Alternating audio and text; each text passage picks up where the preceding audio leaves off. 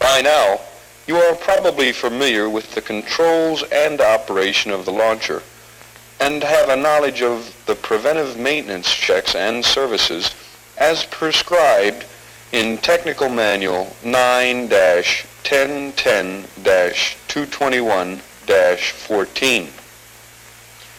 In order for you to understand the probable causes of malfunctions so you can apply the proper corrective action, we will explain and demonstrate how the launcher functions.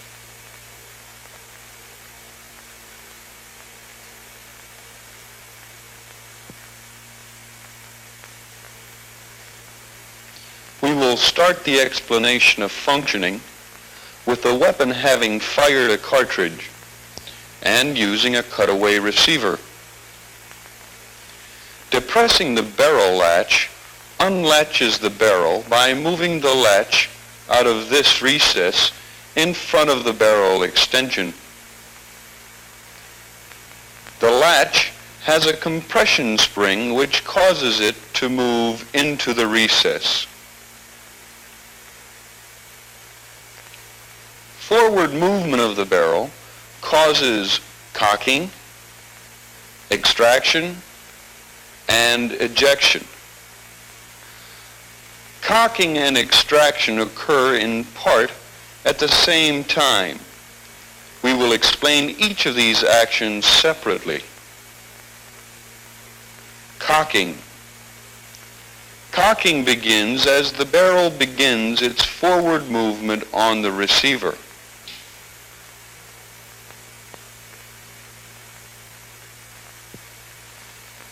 This is the cocking lever. It is mounted on a spring pin in the receiver and can rotate on that pin.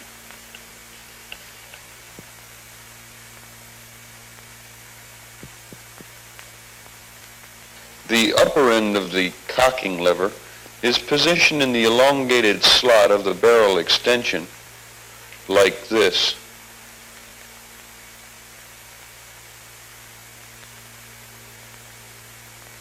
The fork of the cocking lever straddles the firing pin in front of the firing pin shoulder.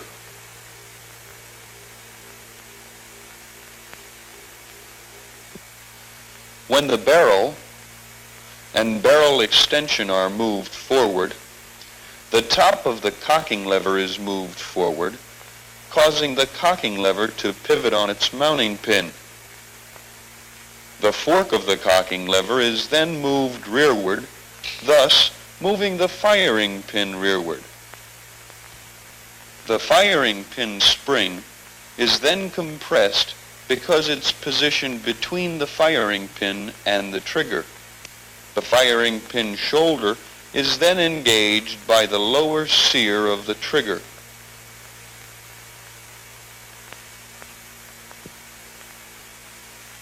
If the trigger is held squeezed, the upper sear will engage the top shoulder of the firing pin.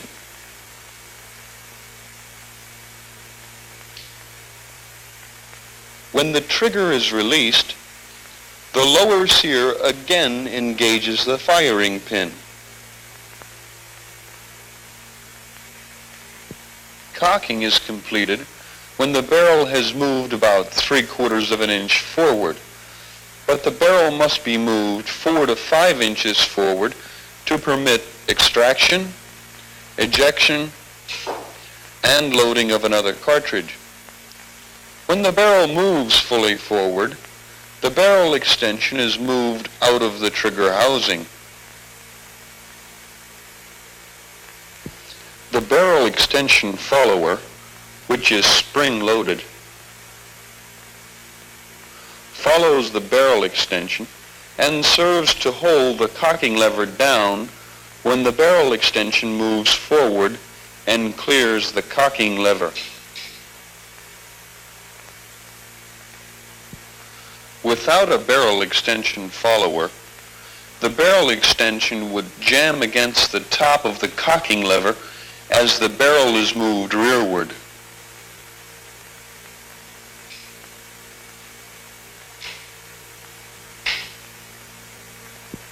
By By holding the cocking lever down with the follower when the barrel extension is moved into the receiver, the cocking lever will again enter into the elongated slot of the barrel extension.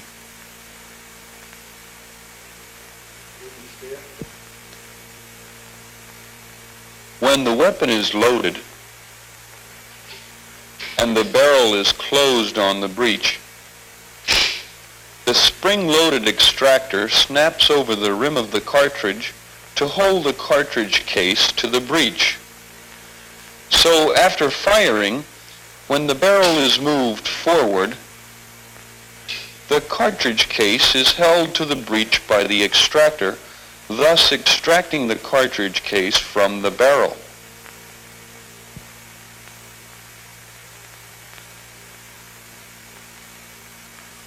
The ejector is a spring-loaded type plunger.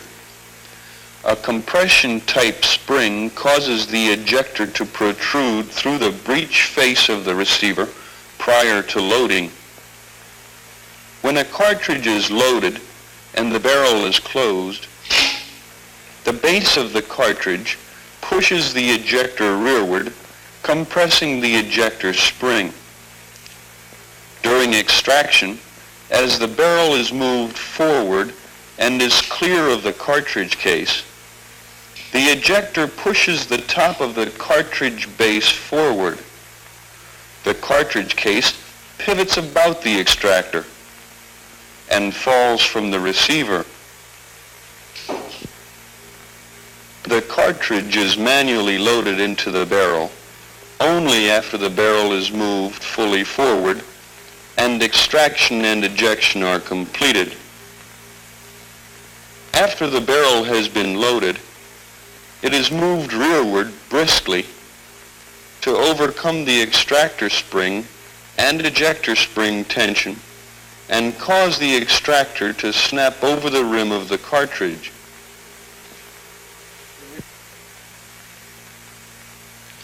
Rearward movement of the barrel causes chambering to be completed, and locking is performed by the barrel latch entering into a recess in front of the barrel extension on the barrel. Thus, chambering and locking are the functions performed by the rearward movement of the barrel. The safety is moved to the safe position after loading unless immediate firing is intended. The safety functions to block downward movement of the nose of the trigger sear. This prevents the trigger sear from releasing the firing pin, thus preventing the weapon being fired.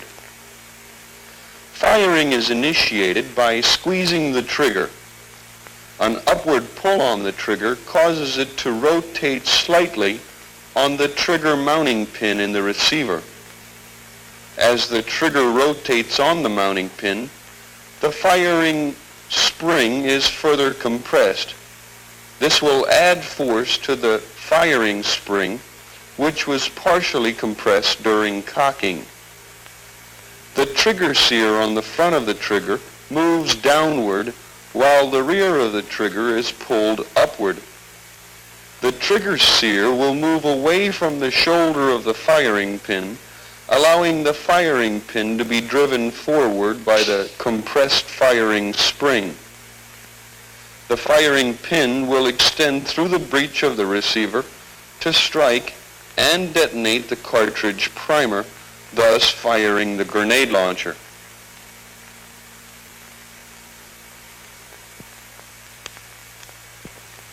We have seen how the launcher functions in detail, and you have learned that forward movement of the barrel causes cocking, extraction, and ejection.